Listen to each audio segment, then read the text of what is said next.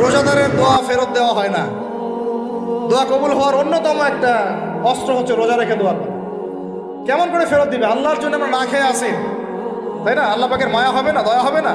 আমার বান্দা না খেয়ে আছে, আমার বান্দা পানি ত্যাগ করছে, আমার বান্দা স্ত্রী সহবাস ত্যাগ করছে, হালালগুলো ছেড়ে দিয়েছে আমার জন্য। তা আমি কেন তার দোয়া? অবশ্যই আল্লাহ পাক উপযুক্ত মনে করলে দোয়া কবুল করবেনই করবেন ইনশাআল্লাহ।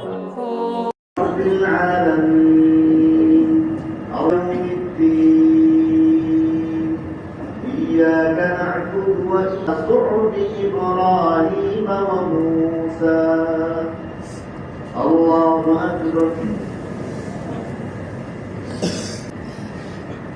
الله أكبر السلام عليكم ورحمة الله